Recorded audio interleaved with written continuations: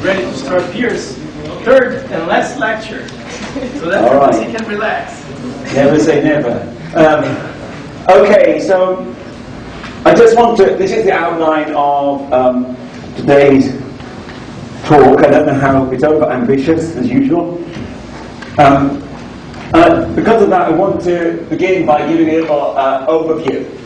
Okay, then I'm going to talk about symplectic N, and I'm not sure how much time will be allowed beyond that point, but I'll talk a little bit about heavy electron quantum criticality. So, we learned last time that when you're dealing with the Kondo problem with an interaction J between the local moment, the F electron at some site I, and the spin density at that site, that for a symmetric model, J is of order the hybridization divided by U. So I'd like to go back to the Doniak phase diagram and just discuss it in its broad outline and where we stand. So there's also there are two scales in this problem, as we discussed before. One is the Kondo temperature, given by an exponential function of J rho, and the other is the RKKY scale, which goes like the square of J times the density of states. So on this curve, we have the RKKY scale coming up quadratically, like this, and we have the Kondo scale coming along and taking off rather more rapidly, like so. And in our mind's eye, to understand the kind of tunable phenomena that we're seeing in real experiments, we believe that we're really looking at the competition between the RKKY, which when it becomes comparable gives rise to a second order phase transition. This is then a Néel ordered state. And then coming across here, and presumably having some relationship with the Kondo temperature here, is then the emergent Fermi-liquid phase coming on up there. And down below here, we believe that quite frequently we have superconductivity forming down here, sometimes around the quantum critical point. This is the playground in which experimentalists and theorists are working at the moment. And let's just look at a few features of it. First of all, this scale here is, because J goes like V squared over U, J rho is going like V squared rho over U. So increasing U is taking you this way. U increase. Notice that we've got an N here, increasing the degeneracy of the state, which we labelled as 2J plus 1, will typically be taking you this way, which is why most heavy electron materials are made up of rare earth or actinide ions. Now this scale here is T of order U. Okay, it's an immense scale which really shouldn't be on here, hence the cut line there. And below that scale we have local moments, free local moments forming all the way around here, up here. Okay, so as we come through this line here, presumably the local moment starts to be quenched. But notice that TK here, the single ion scale, is not the same as the coherence temperature or the quasi-particle Fermi temperature, which we have reason to believe comes down towards zero here. Okay. So I mentioned last time that because of the large constraints, you have a restriction of the Hilbert space. But you can't have fluctuations from the F1 to the F2 except at high frequencies. That's what induces this interaction here, but it leads to a very strong constraint, the fact that the number of F electrons, which we call Q, commutes with the Hamiltonian. This operator commutes with the Hamiltonian at each side, and this means that we've got a gauge symmetry down here. Okay? And so I emphasized the important connection between gauge symmetries and strong correlation. And I showed that one could, using a large N approach in which this interaction here was replaced by a form that looked like this, S alpha beta at site J, dotted into C J beta C J alpha, that we could develop a large N expansion. Okay? Now, that expansion can basically describe the physics below the Kondo scale, or the coherence scale. It doesn't really delineate between the two. It certainly can't explain magnetism, nor can it explain superconductivity.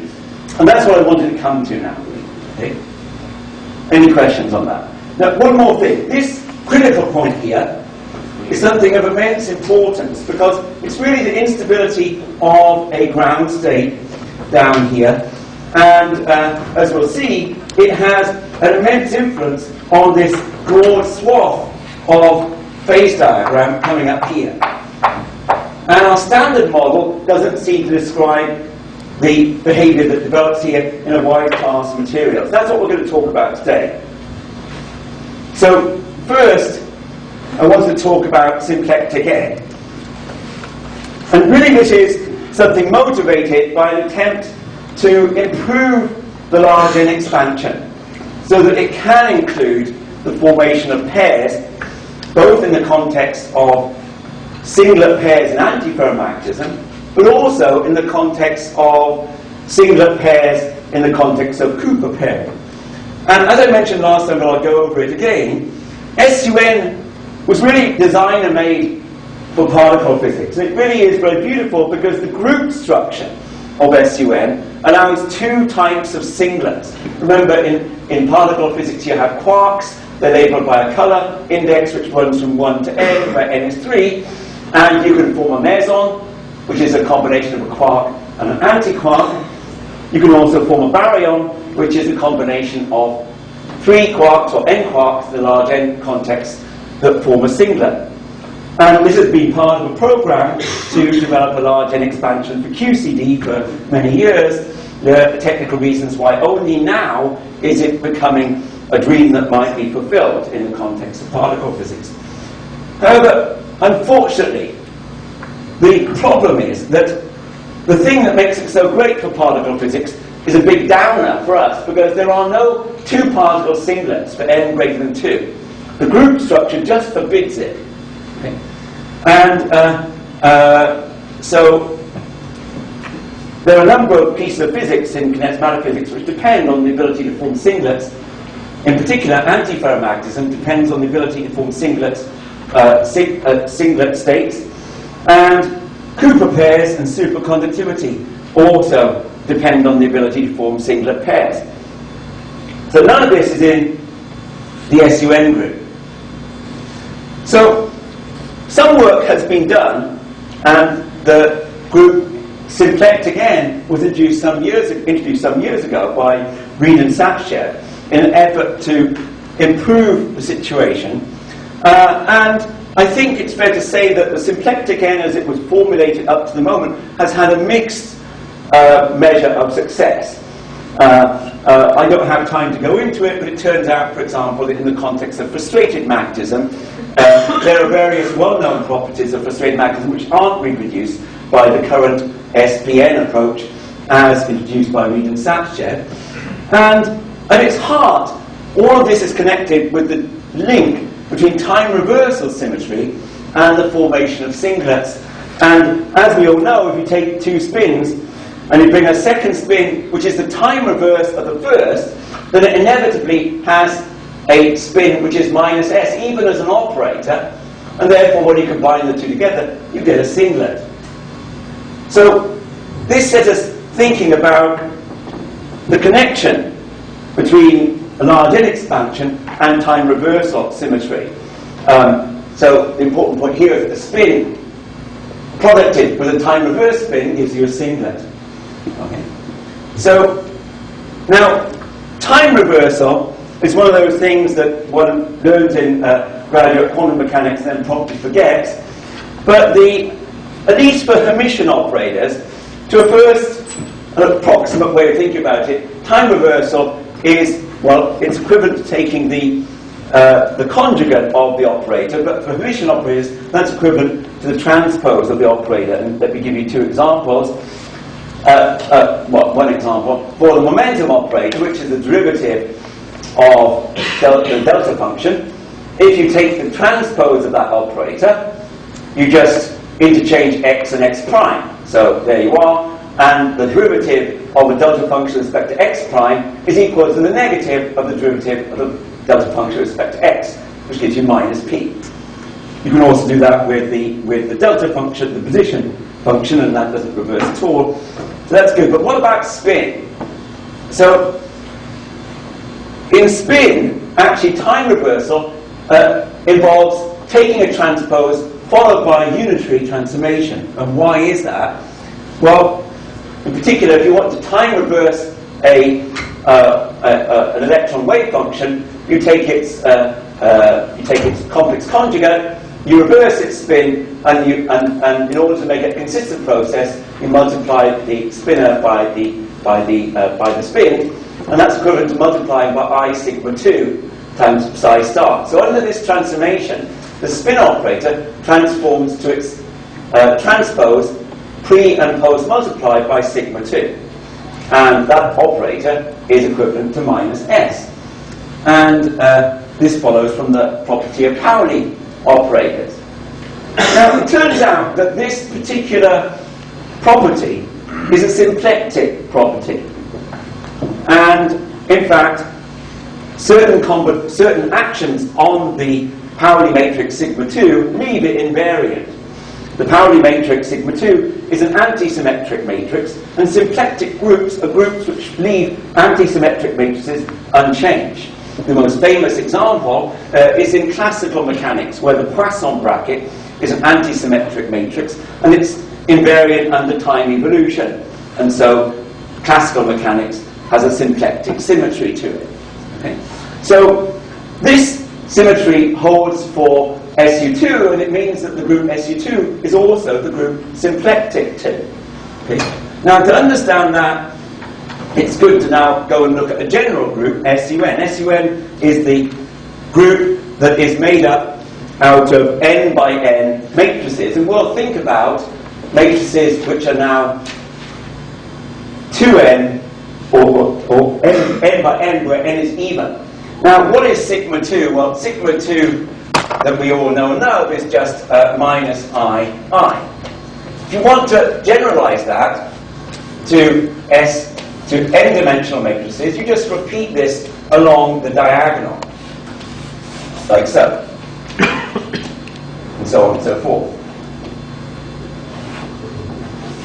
Okay. And the point about this is that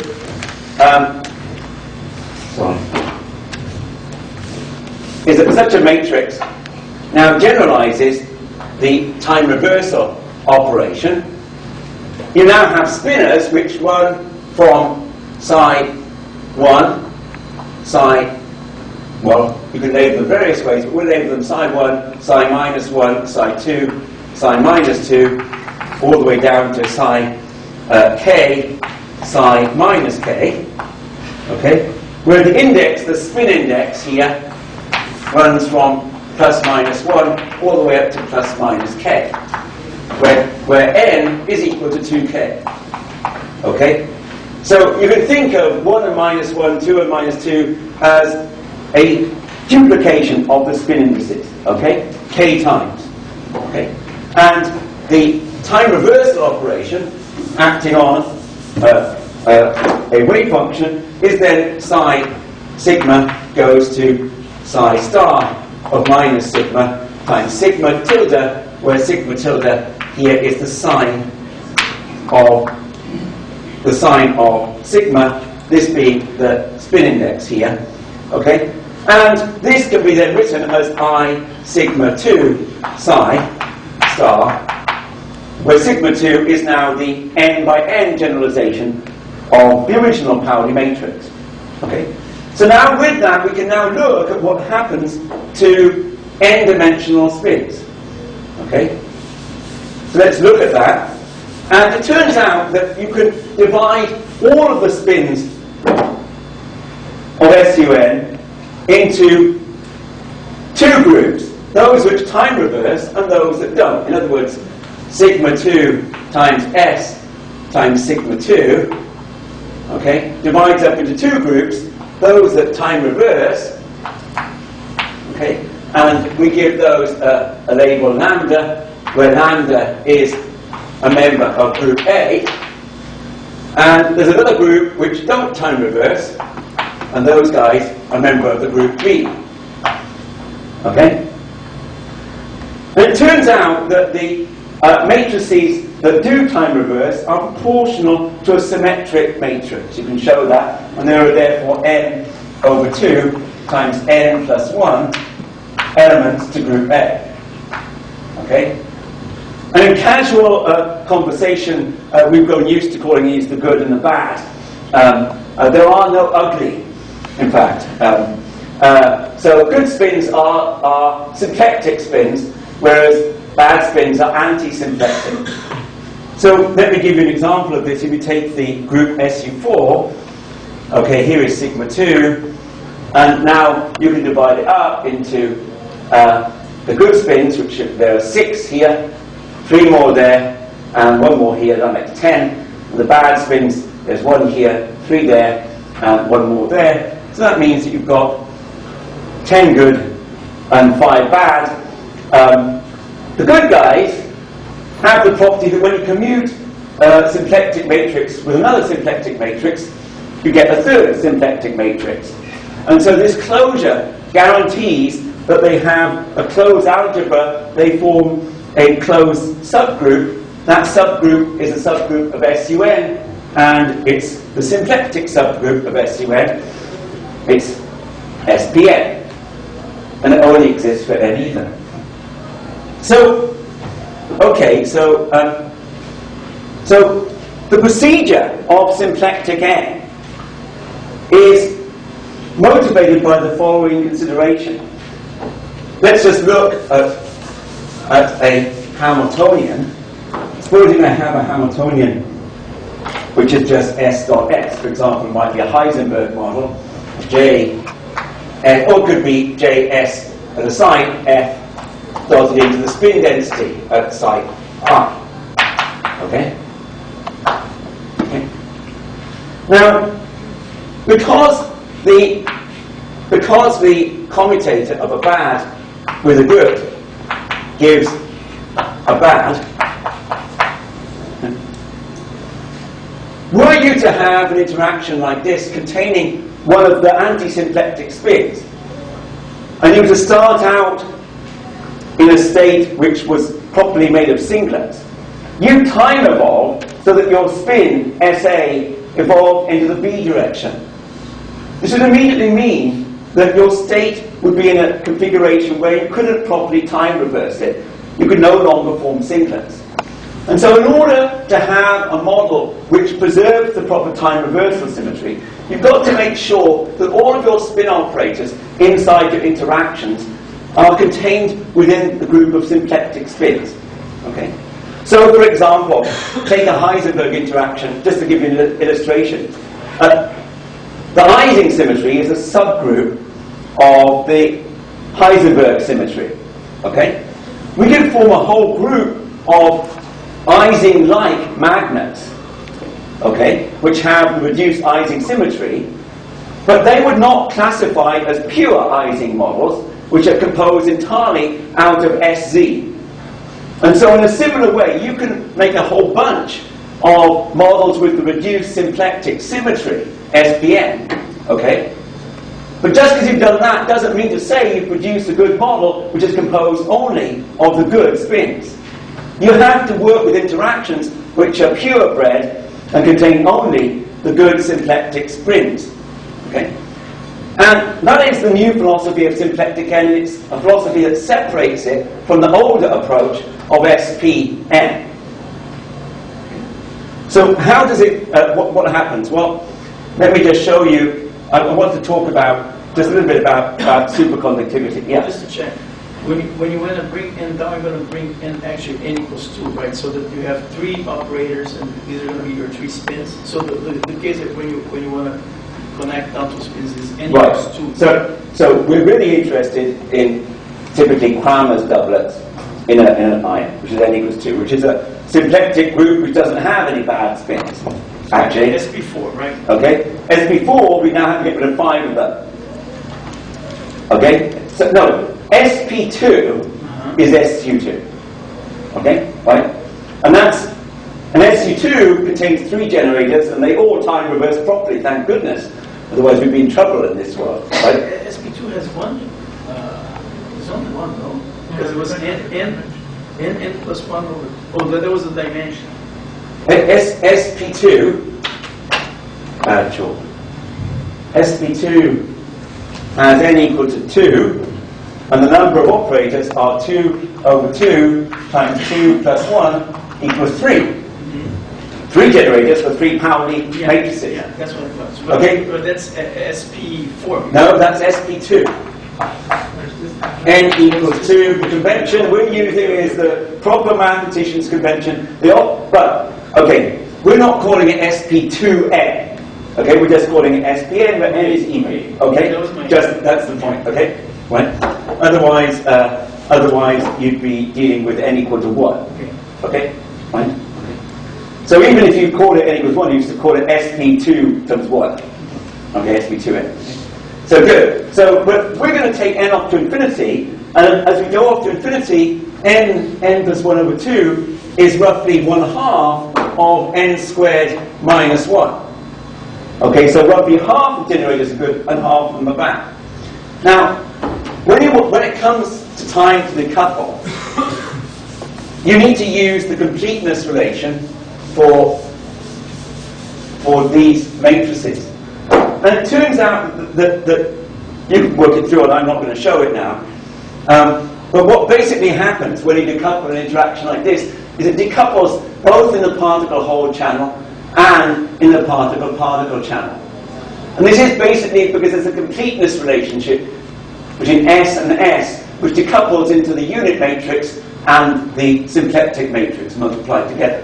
Okay, it doesn't take long to show this, but I won't do it now. And so this is rather interesting because immediately in the large SPN limit, the Kondo interaction decouples into 2 terms. Okay. And in fact, it has a symmetry that was first noted in the context of the resonating valence bond approach to pi TC. In fact, this interaction has a continuous particle-hole symmetry. You can rotate F into cosine phi times F plus sine phi times F dagger. Okay. And this continuous SU2 symmetry was developed and used and regarded as an essential symmetry of RBB because it endowed the F spinner with perfect neutrality. Okay. And there's been a great effort to develop models which have this perfect SU2 symmetry. And in fact, that is not the point. In fact, the important point is the underlying symplectic symmetry. Nevertheless, it happens that if you have a spin made of fermions that is composed exclusively of symplectic operators, then it has this particle-hole symmetry. And the reason is that if you start with F sigma F, okay, then you can write that as minus F sigma transpose F dagger. Okay? And now, using the symplectic property, you can write this as plus F sigma 2 sigma 2 dagger.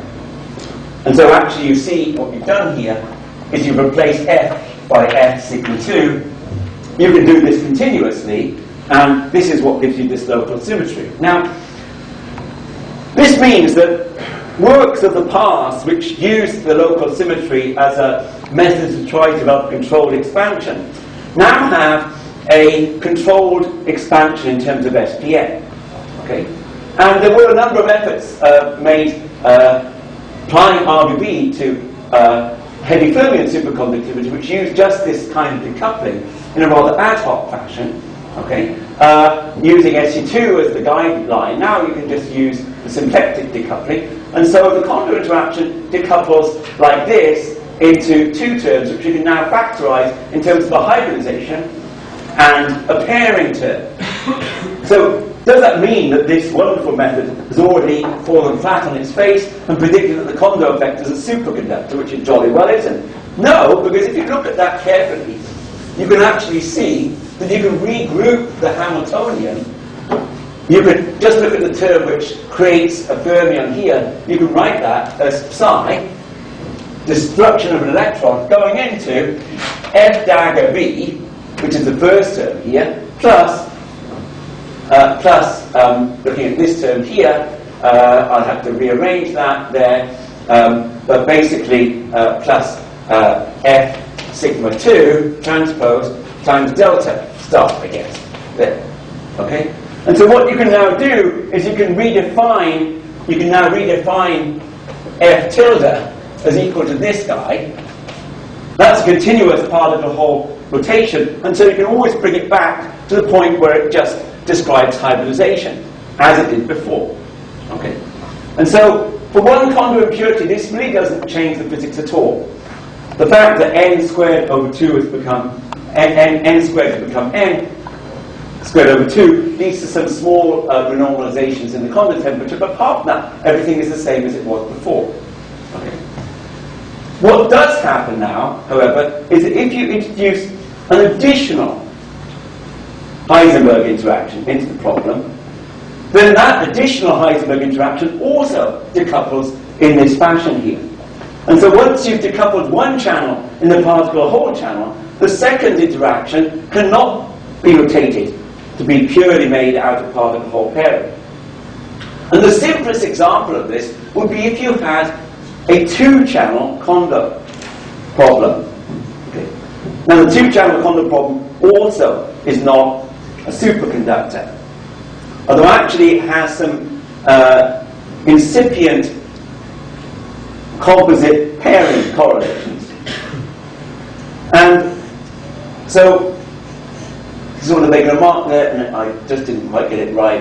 A single channel Kondo lattice, the pairing term can always be gauged away, but a two-channel Kondo lattice, the pairing term in the second channel converts the second channel into a relevant variable.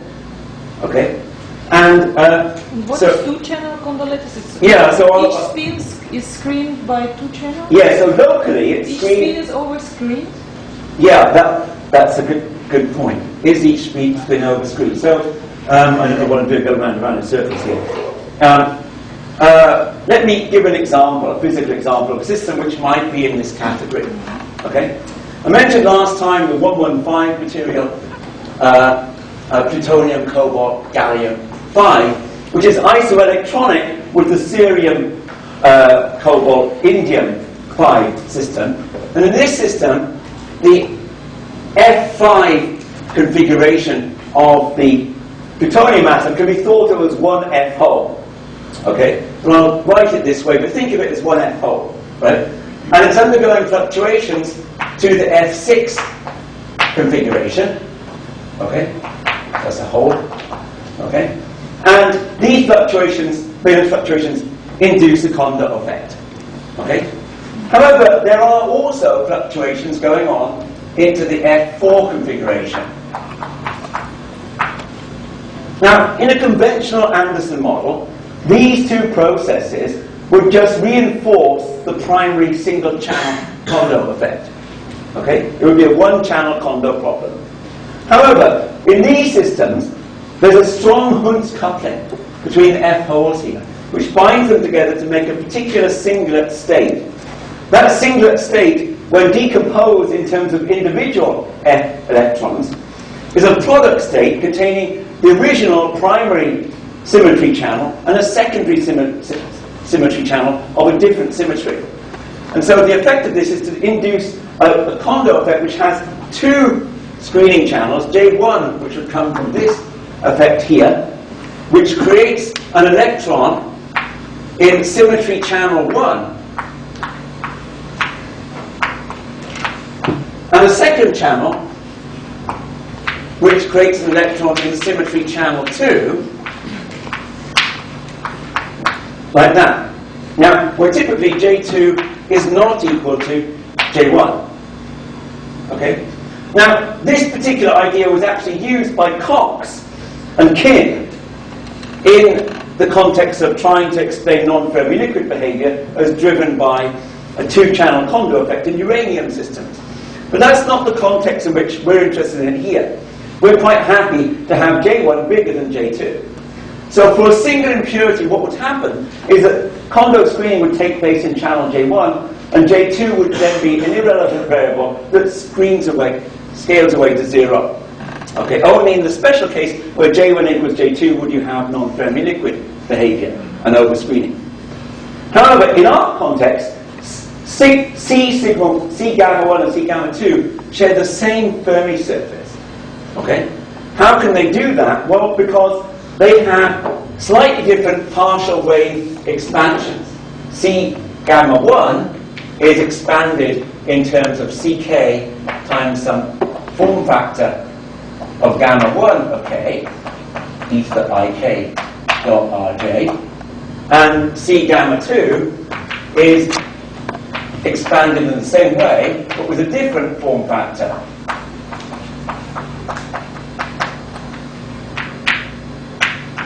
Okay?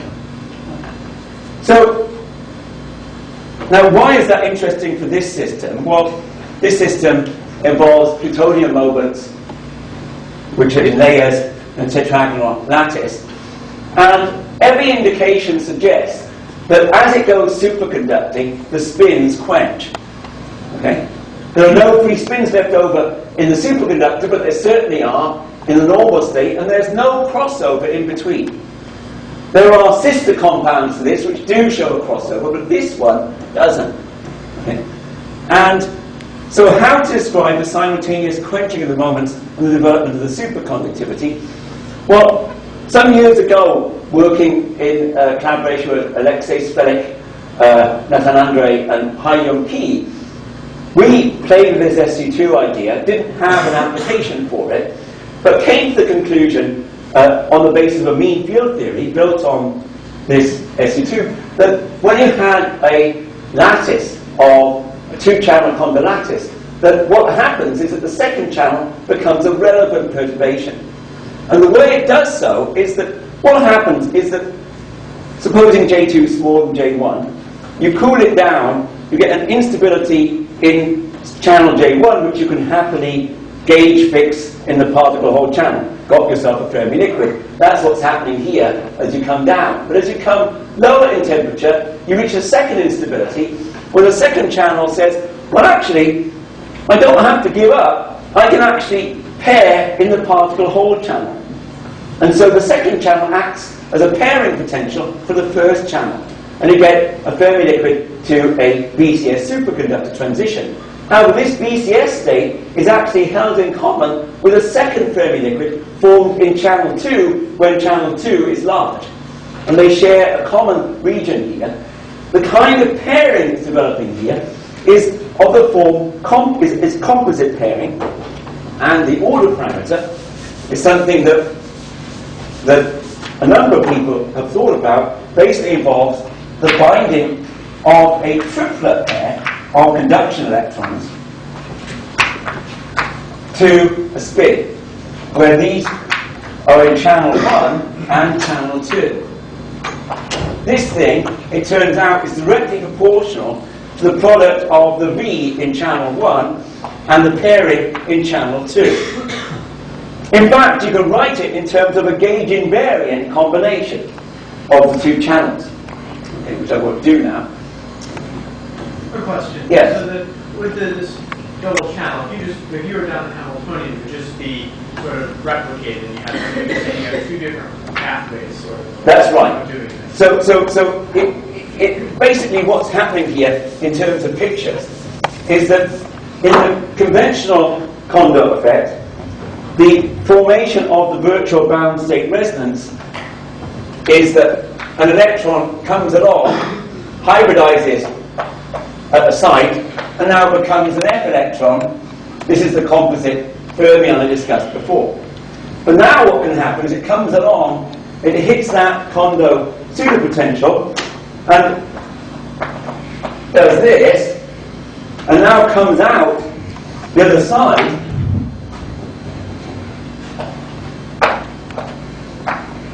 as a whole.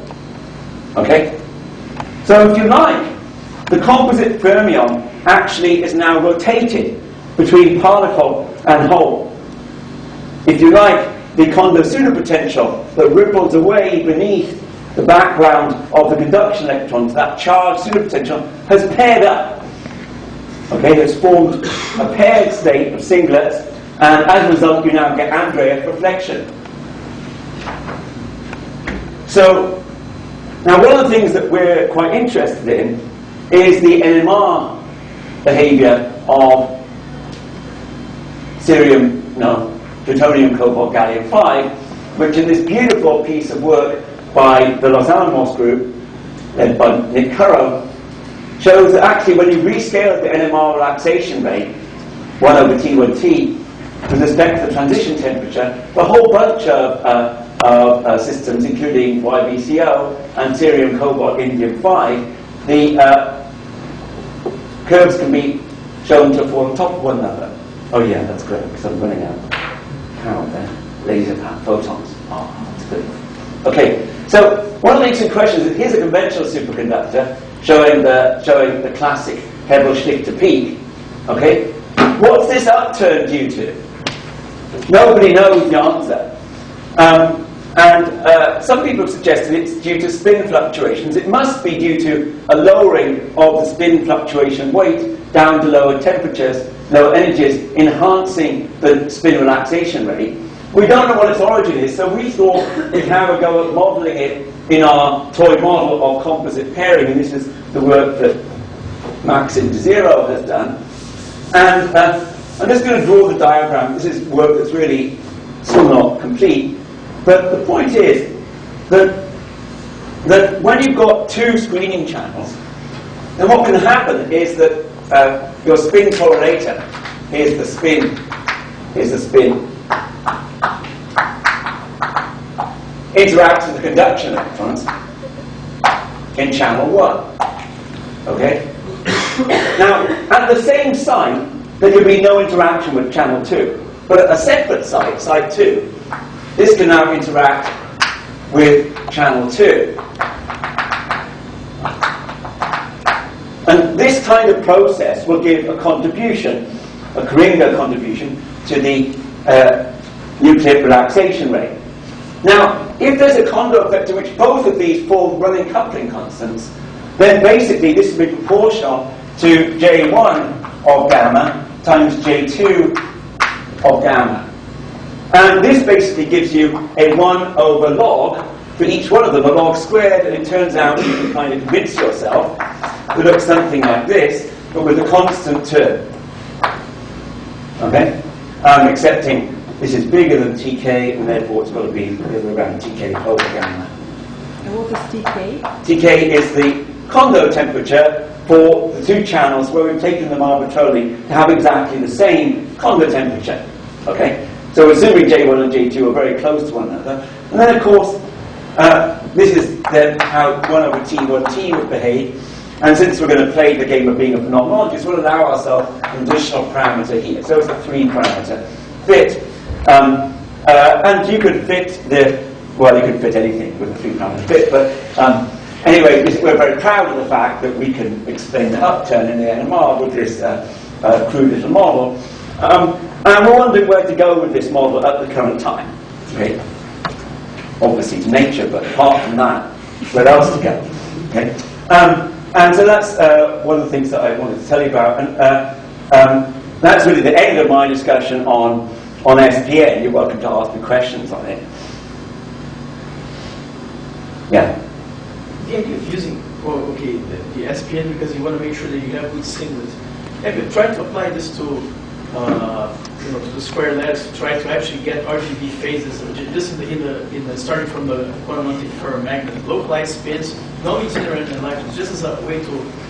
Well, we haven't done anything on that, but as far as we can see at first pass, it won't differ all that much from what we've done in a uncontrolled context already. What happens, which becomes very interesting, is when you have frustration.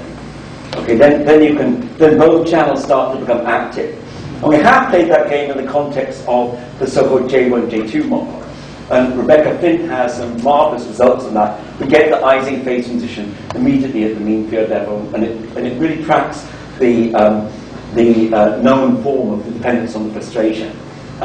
So we think it works quite well, both not only for fermionic representation, but also for bosonic ones. Okay. So now I want to phase shift us. How much time do I have, Chairman? Good question. Your time is up. No, your time is not up. You started half an hour late. This is an hour.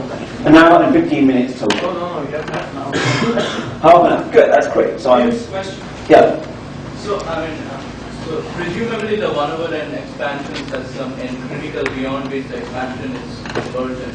Once you take symplectic spins, has anyone done any work to show what is sort of the n? No, no one's even done that for SUN. So, actually, I can tell you that we know what temperature the 1 over n expansion is no good at. And that's part of the problem with all of this. The temperature where it goes wrong is the Coulomb temperature. Because there's a phase transition, all of these SUN, SPN fermionic methods, and at that point, which is supposed to be a crossover because the phase transition at infinite n, the 1 over n expansion is singular. Okay, so certainly there it breaks down. Okay, which is interesting because you might imagine that the point where the Fermi temperature goes to 0, it might also break down. Okay, and therein lies the story of why we, although this has come along now, we're much more interested in using bosonic representations of spins, okay, which don't have these problems. So I want to take you back to 1950, the early 1950s, and this is a very poor reproduction of a Jackson Pollock painting. You may know, if you read Nature, that recently scientists have analysed Jackson Pollock's paintings and discovered that real good Jackson Pollocks are self-similar. They're actually critical. We don't know if they're quantum critical, but they have power law correlations. And so the real test of whether you've got a true Jackson Pollock is whether you get the right exponent, the right power law. Okay? So around the time that Jackson Pollock was painting these marvellous paintings, and subsequently killing himself with alcoholism, interesting things were happening over in Russia. And I just showed this because it's my favourite photo. You get to identify all your heroes. So there's Landau, and there's Dyson talking to him. There's Tolia Larkin, who died last year. There's Abrakozov, and one step ahead, gone too far now. And there's Pomeranchuk talking in the middle with them, actually. And as we know, at this time, Landau developed the Landau-Fermi liquid theory. And really, this is the basis of our adiabaticity ideas. And it connects up with this diagram here, because presumably as we increase U coming from the right-hand side, this quantum critical point here, this is where the expansion, the adiabaticity, finally goes wrong. Okay? And so this is then a question that presumably did intrigue Landau in the 1950s. What happens when the interaction becomes too large? And the first answer to that is, well, you get a phase transition, a quantum phase transition, and you develop a new ordered state, which in the case of these systems is an antiferromagnet of some sort. But sometime around the 70s, John Hertz, working in Chicago, actually as actually not in Chicago, maybe he was working as a postdoc of Bob Schrieffer, it turned out, and they were interested in quantum magnetism, and Hertz identified these transitions as not just being a quantum phase transition, but actually being a quantum critical point. Now, a quantum critical point at 0 temperature you might think is the ultimate in abstraction, because, after all, you've got enough interesting things to do working at finite temperature, classical critical points, and who's ever going to waste their time going down to absolute 0 to look at a quantum critical point? And this tends to be the reaction of the community to Hertz's work at this time. It was something of complete abstraction. However, one thing I think was probably lost on them at the time, which I think the experimentalists have really brought to us, which is the fact that a quantum critical point represents a kind of singular point in the phase diagram.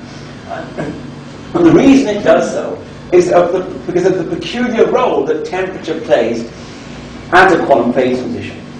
We're used to temperature being the tuning parameter that takes us through a classical phase transition. And so, in all of our classical criticality, T minus Tc is the tuning variable. Whereas, in the context of quantum criticality, the tuning variable is x minus xc. And that could be P minus Pc, H minus Hc, anything else, but never temperature. Temperature is not a tuning parameter. So what is it? And that's what's interesting about this, okay? And that's the reason why the critical behavior goes up to ridiculously high temperatures. Let's look at a picture of that. Oh, and I guess the partial answer to this is that there's an uncertainty principle. And since there's no scale in the problem apart from temperature itself, then the characteristic time scale on which fluctuations occur is then h bar over kVt. This represents a fundamental cutoff to the quantum fluctuations. And as we'll see momentarily, means that at a quantum critical point, the fluctuations are cut off in the time direction on a time scale of h bar over kVt. So in fact, temperature acts as a cutoff, not as a tuning parameter. And it's that big distinction that means that a quantum critical point can act as a singular point in the phase diagram and its influence can be felt far and wide in a wide swath of the phase diagram above the quantum critical point, which is why it's interesting to material physics. Okay? And so, let's go on. Okay? So, so I want to bring it out, this idea of temperature not being a tuning parameter, but a finite size effect in time. And I want to introduce you to my picture of this, number 14, got moved right on top of histories. So, as Feynman pointed out, you can think of quantum mechanics as a sum over histories. And the imaginary time formulation of quantum mechanics enables us to write a partition function as an exponential weighted function of the Lagrangian, integrated over time, running from 0 to 1 over t. Periodic boundary conditions for bosons, anti-periodic for fermions. And so here it is, that cutoff. Let's draw a picture. Okay, here's a picture of the same phase diagram I have down here, tuning through pressure from the antiferromagnet into the Fermi liquid. And for the moment, the only important point I want to point out is that at the quantum critical point here, the correlation length of the emergent antiferromagnetism and the correlation time have both gone off to infinity. And so we've got these huge, humongous bubbles of quantum critical matter, okay, bubbling up out of the material, and they have a correlation length and a correlation time. Now, by the way, bubbles of critical matter also occur at a classical phase transition, okay? But the big difference is that as you go to longer and longer wavelengths, the characteristic energy scale of those fluctuations gets smaller and smaller and smaller. So eventually it goes below K Boltzmann times T, and it becomes a classical fluctuation. So forget about quantum mechanics at long distances. But here, K Boltzmann times T is 0. And so it never undergoes that crossover. And so you've got fluctuations of the order parameter in space and time inside this bubble, which is actually technically infinite at this point. So what does temperature do? So temperature introduces a finite size cutoff. Now we know, for example, if we take a classical system at criticality and put it between two plates, okay, then it's no longer a criticality. For example, take water, steam at its critical point and put it in a system of finite geometry, you take it away from its critical point. And you drive the fluctuations in density to have a finite correlation, and not just in the transverse direction, but not just in one direction, but in all directions. So in a similar vein, if you introduce a cutoff in time, okay, what you do is you drive the system away from criticality. You make the correlation then finite, the correlation time finite. Put another way, what finite temperature does is it doesn't tune the system, though. It means that you probe the interior of the quantum critical bubble on a time scale of order 1 over t. Okay. and there's a corresponding length scale. Okay? So you're looking inside the quantum critical matter, and you're kind of going through the event horizon into this new world of material physics. And that's what happens as you tune across here. Because, look at that, what a mess. Anyway, that's what happens when you go from Keynote to PowerPoint. Okay, you're not supposed to see the thing behind here, but the point about this is that when you cool down here, in this region here, the length scale and time scales mean you're probing the interior of the bubble. As you cool down from this crossover here, you then reach the point where 1 over T is now bigger than the finite size of your bubbles, because we have a finite correlation and correlation time as you come down here. And so now, in this region here, you're probing the exterior of the bubble. You're going through the event horizon to the exterior of the bubble, where you get a brand new universe, a universe of a quantum universe, which in the case of here is a Fermi liquid. Okay? And so, down here you have the heavy Fermi liquid, but as you warm up, you go inside the quantum critical bubble and you probe the interior. So this means that this is like aqua minerale, in the sense that you could think of a heavy Fermi liquid as aqua minerale with little bubbles of stuff bubbling up through it, right? They live for a finite time, they have a finite length scale. Outside the bubble, you have aqua minerale, but inside the bubble, you have a new type of material. Okay? And so that's the frothy picture of a heavy fermion state. Those bubbles are lasting for longer and longer. As you finally reach the quantum critical point, they become infinite.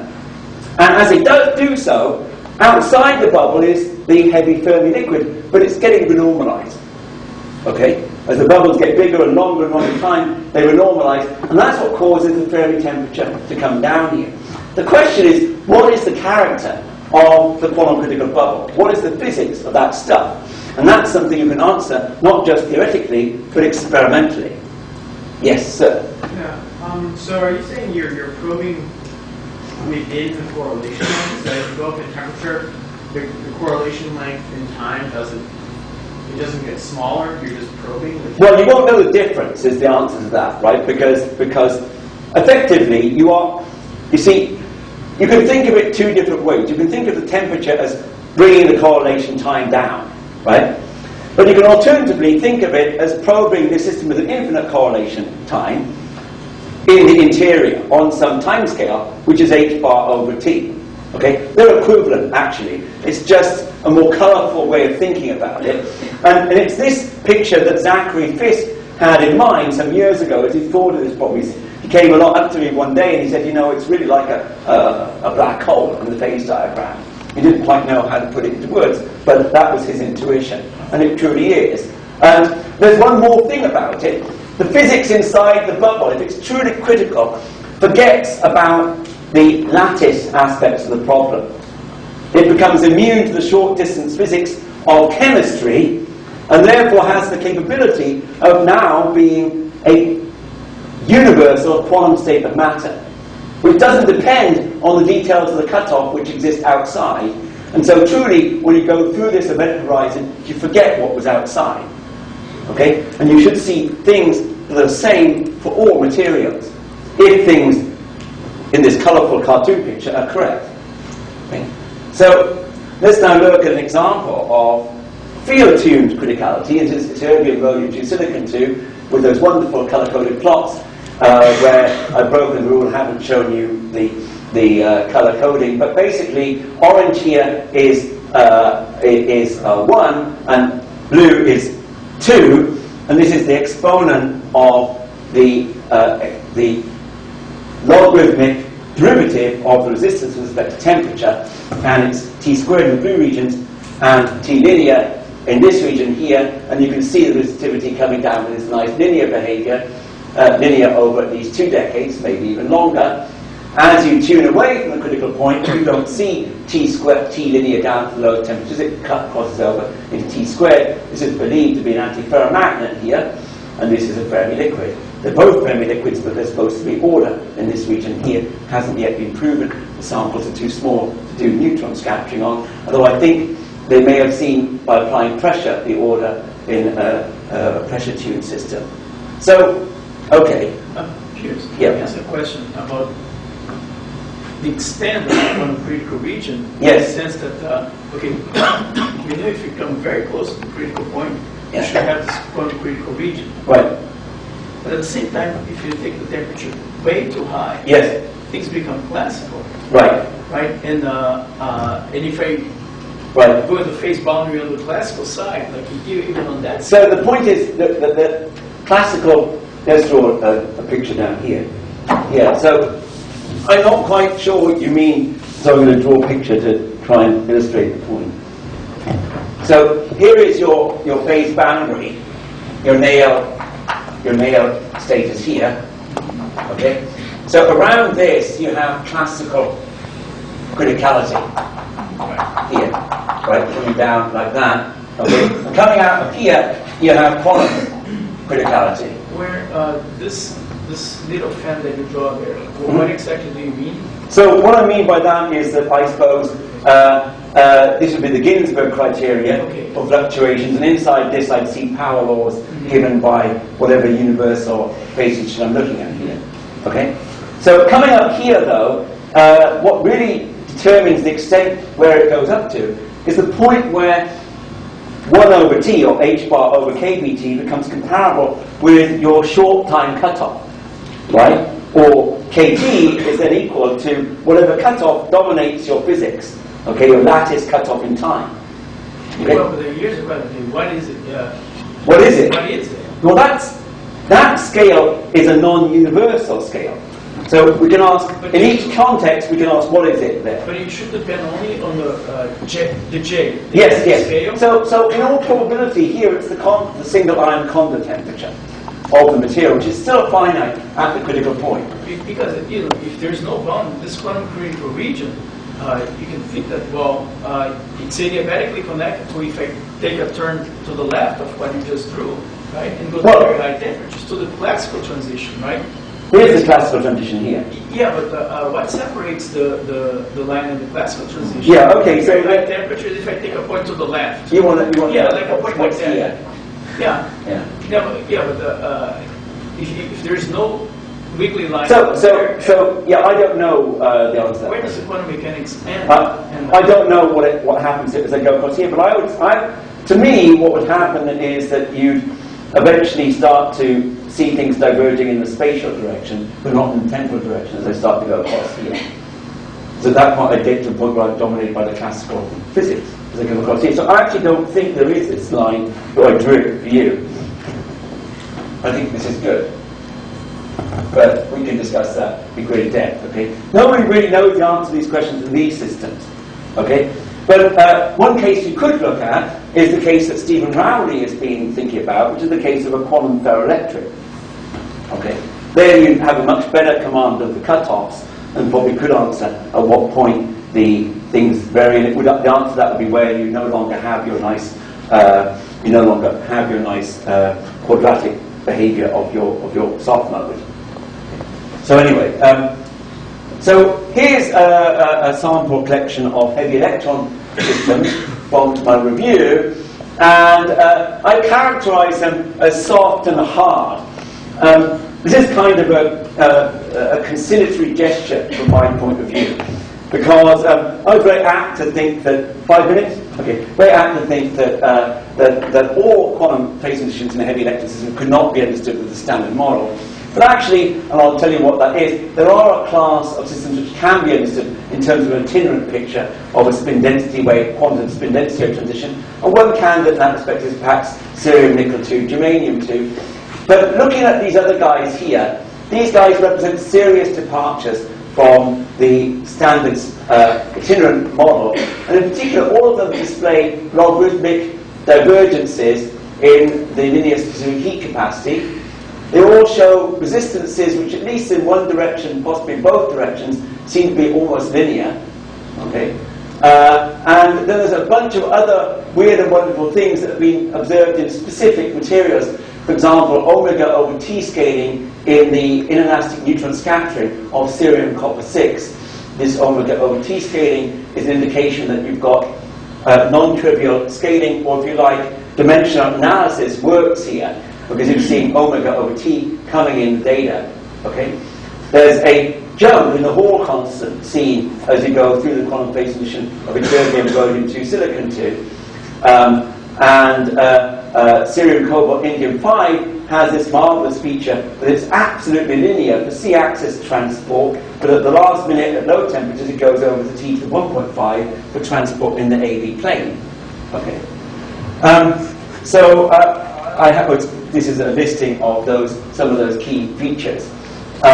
One of the things that happens here is if there's a singularity in C over T, it means the Fermi temperature is going to zero, the effective mass is going to infinity, and the quasi-particle weight is going to zero. Well, I think I'm basically out of time. I'll just show you some of the data. Here's the classic specific heat anomaly of the von Leunissen group in 1994, showing that you can tune through the critical point with pressure, and then tune through with doping with gold, and then come back by applying pressure and see the same logarithmic divergence. Here is the resistance anomaly, and the fact that the A squared coefficient, which represents 1 over the Fermi temperature squared, diverges as you come in the quantum critical point in this system.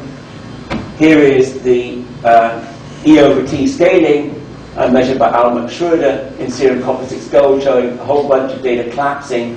There's also H over T scaling, I won't go into that.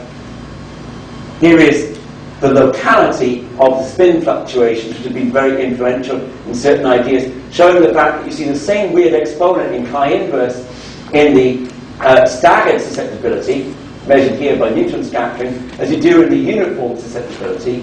This is really wild because it tells you there's something local in the physics. What that local feature is a matter of some contention. And last but not least, the jump in the Fermi surface volume seen in de Haas-van Alphen measurements in cerium, rhodium, indium 5, where you've applied a field and then use a pressure to tune it from the antiferromagnet into the metal. I forget which side is the antiferromagnet, I guess. But left, right, good, okay. And here you see the mass diverging. And so you've got an abrupt change in the Fermi surface geometry and volume at the quantum critical point, even though it's second order, which must mean that the quasi-particle mass has gone to infinity. Various ideas about all of this stuff. I'm going to stop. The standard model, the reason it doesn't really work is that in a standard model, the correlation length squared grows with the inverse correlation time, because the density of states of particle or pairs goes linearly with frequency. And this then means that time counts as 2 dimensions in the scaling, and 2 plus 3 then gives you 5 greater than 4. You lose your scaling to strong coupling, and the critical mode to Gaussian. Where shall I end? I'm going to get to my conclusions. Fast forward. Okay, there are various ideas on criticality, local criticality, deconfined criticality, and efforts to search for a new mean field theory. And I'm not going to go into any of that because we're running out of time, but they will be in the notes. And I want to really end up with conclusion. You missed some good stuff there, but that's life. Okay, conclusion. Okay. So one of the things I wanted to really emphasize in these lectures is this link, the fact that the renormalization group tells us that strong correlation implies the massive loss of Hilbert space and strong constraints on the low-lying degrees of freedom. And as far as we know, unless we just want to do numerical work, this is going to take us in the direction of gauge theories. But we have to find a way of doing gauge theories that recovers the Fermi liquid. And that's part of the big challenge. We've got to get the Fermi liquid. We know it does form at low temperatures. And so a lot of work going on in using not fermions to describe spins, but bosons, where you can have a hope of describing the antiferromagnetism and the Fermi liquid behavior in a single framework. Conclusion 2, the spin degrees of freedom drive heavy electron physics. Even though those spin degrees of freedom do modify the charge degrees of freedom, okay, then nevertheless it's the spin entropy that's driving the physics. There are two ways of reaching the ground state. You can use the adiabatic approach where you tune up the interaction, or you can have a renormalization group picture where you imagine cooling down from the local moment state, and the two have to give the same picture, and it's taken years to bring these into line for the singular purity model, but we understand that now. The challenges in the context of the lattice. Large N for the Kondo liquid, the Kondo lattice, explains the mass and charge of F electrons as composite objects. Symplectic N may provide a way of extending this to encompass singlets and heavy fermion superconductivity. And quantum criticality is a singularity in the phase diagram, and I didn't have a chance to go into this. There's a bunch of new ideas swarming around, trying to deal with the fact that the conventional standard model cannot explain the fact that the Fermi temperature goes to zero. It predicts a tranquil Fermi liquid at the quantum critical point, not something which everything is normalizing like crazy, and it can't explain this remarkable T-linear over several decades. And so we begin to think that these composite F electrons probably break up at the quantum critical point, but we don't have a good idea how to do it. Let me just mention one thing I forgot to mention, which is Central's picture of these bubbles, quantum critical bubbles, involves two bubbles, a bubble within a bubble. And this is a kind of interesting idea. The idea is that you have the quantum critical behavior of the magnetism, and outside this bubble you have a region of spin charge separated excitations up to some larger length scale, which is also diverging at the quantum critical point. And beyond that you have something else, which in my favourite version of this would probably be the Fermi liquid. So the longest distance you have the heavy Fermi liquid. On an intermediate scale you have an intermediate regime of spin charge separated excitations. On the shortest length scales you have the critical behavior. And there are data on the turbine rolling through silicon tube which might be interpreted in this vein. The appearance of two energy scales which seem to come down to the critical point here in a rather different way. The upper one would be the crossover from the critical behavior, the spin charge separated fluid, and the lower one would be the crossover from the spin charge separated fluid into the Fermi liquid.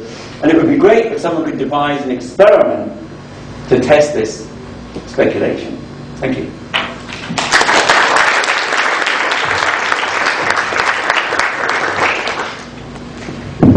Any questions?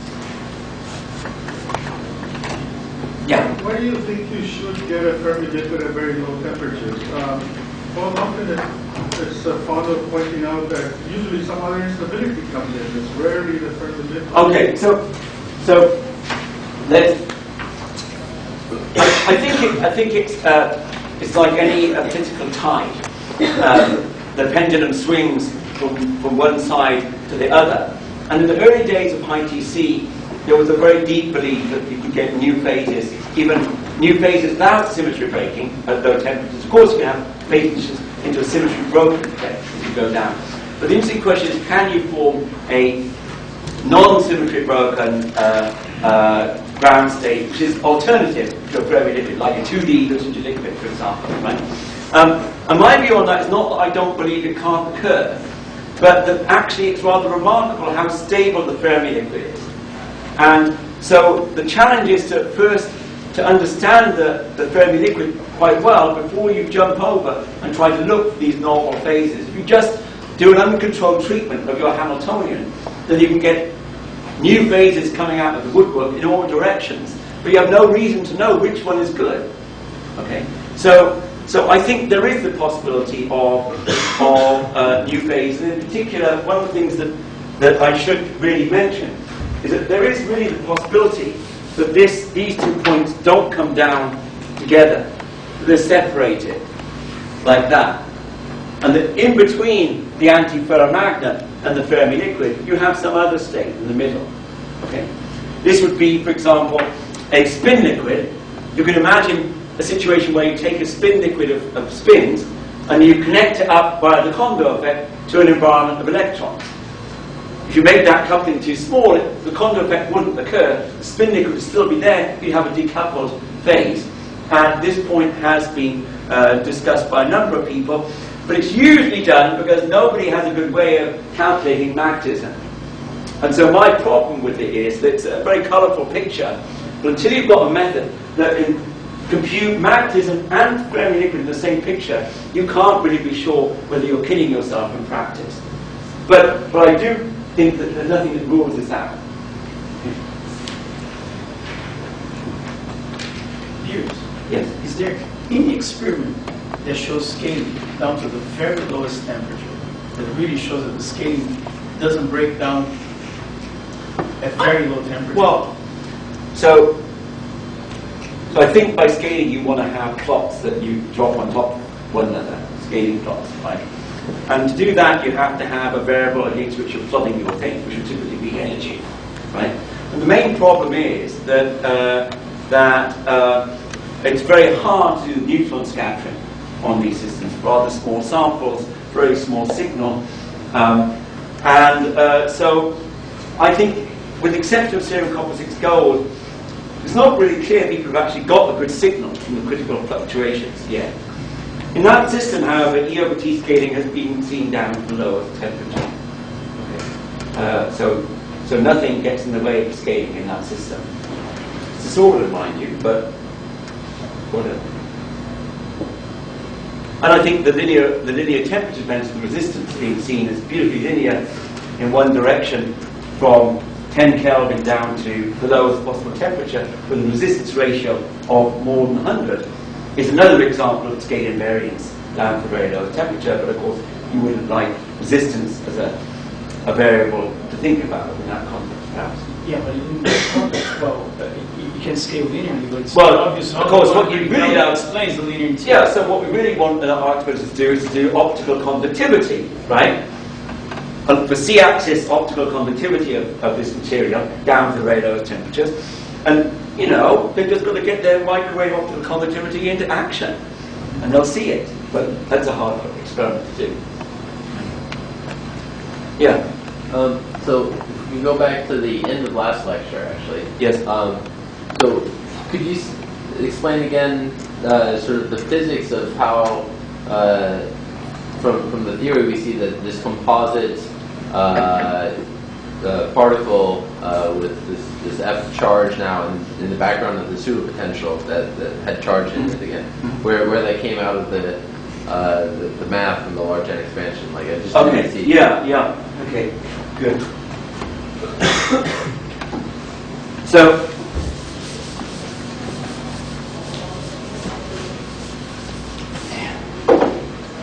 So the point is that you'd like to do a Landau-Ginzburg expansion which involves the phases in the same way that you would for superconductor when you've broken symmetry. So you've got to look at the gauge invariances. For example, we had a term which went like C dagger F plus emission conjugate. Okay, and so I'm going to probably get this back to front, but there's two gauge invariances here. Why do I want to go through the gauge invariances? Because I will then learn what the structure of the energy will be as a function of rate of change of the various phases and as a function of the external potential.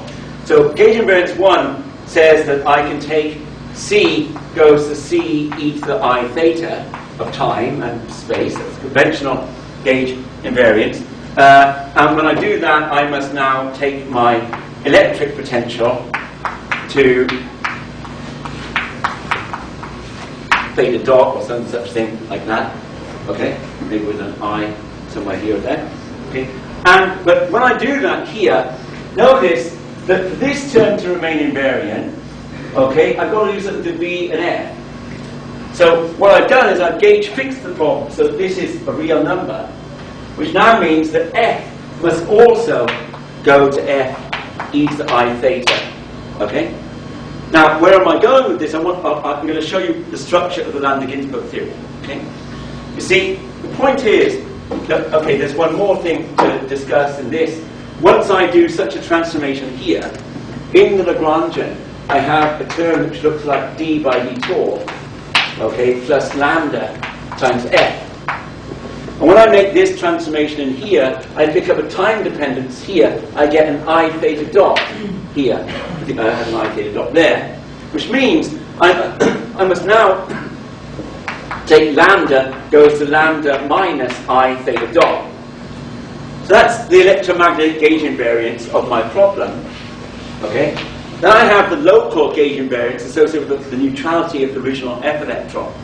So in that case, I can take my F electron goes to F e to I alpha, okay, and yeah, I've lost it now. What do I want to do here? I guess under that transformation, I take V goes to V e to the I alpha, and lambda goes to lambda minus I alpha dot.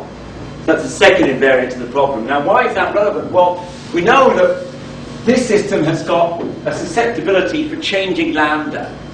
And so I have a minus delta lambda squared over something of order the Kondo temperature in the free energy when I change lambda. That's like a charge susceptibility. Excepting that's not gauge invariant. Okay? Because lambda comes together with alpha dot here. So I must have lambda minus alpha dot to be gauge invariance, but also lambda comes together with theta dot here, and theta dot comes together with phi. And so at the end of the day, you come to the conclusion that this thing here must be, I'm just winging it now, it must have a term that looks like, well, alpha dot's the same as lambda, I basically delta lambda minus e times phi. And then I've got to put an alpha dot here, something like that. Squared. So the point is, this is a little bit like in a superconductor, where when you get a term which depends on grad theta squared, for gauge invariance you must replace that by grad theta minus E2EA squared. Okay? So here it's in time, I get a term which goes like the phase of the F electron dot squared, but to make it gauge invariant under these two transformations I must put lambda and phi in at the same time. Now this term here means that if I vary the external potential, then lambda adjusts to be equal to that thing. Okay? Now, so where is the pseudo potential? Well, I have a constraint in my Hamiltonian which looks like NF minus Q. Okay? But what now happens because of this term here is that when I vary phi here, I vary lambda. So small changes in delta lambda are actually the same. I can write them as delta lambda minus E phi plus E phi. Okay, and so small changes in phi, this term here is forced to be equal to 0 if I vary my phi slowly enough. And consequently, this means that E phi couples to minus Q here, which is the background charge of the Kondo singlets. Okay? So it really does work out, in actual fact. Okay? Before I let Piers go, two things. One is a question about why is it that we're so focused down to zero temperature and say that all these properties follow from a, even at very high temperatures, they come from a quantum critical point down at zero temperature. Many times we have examples where if you really bring the temperature down, like in the superconductors, when people say, okay, there's perhaps in the high TC materials that there's a quantum critical point inside the dome, but once we come in, water kicks in. Why isn't it that this physics could maybe not have anything to do with the zero temperature quantum critical point, but maybe it has to do with a very large temperature, the constraint. So if you look up instead of looking down, how can we rule out that all this physics, like the linearity, is not ascending down from the top? In the case of high TC, I'm just going to leave it alone, okay? But in the case of this system, I know what the large temperature physics of my system is. It's a free local moment, okay? 1 over T Curie behavior. And therein lies a funny story, because when you see the linear resistance of the Coop rays, you can't help thinking, well, maybe it isn't something like quantum criticality, but it's something as robust and as mundane as a Curie susceptibility. It's a Curie conductivity, in actual fact, right? And maybe that's true, but maybe there is something in common. Maybe the Curie conductivity of these systems at the quantum critical point has something to do with the Curie conductivity of the cuprates, where it's not driven by a quantum critical point. That could be the case. Here, though, I know it's driven by the quantum critical point. Okay? In the cuprates, I have no idea. It's just a motivating argument. Okay. And last but not least, Piers, like everybody, even though he is an organizer and works so hard for everything, he also gets a diploma. That he can exchange.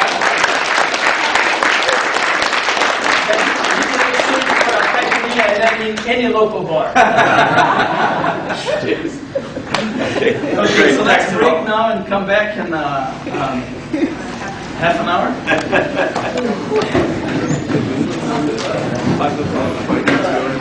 That's a good one.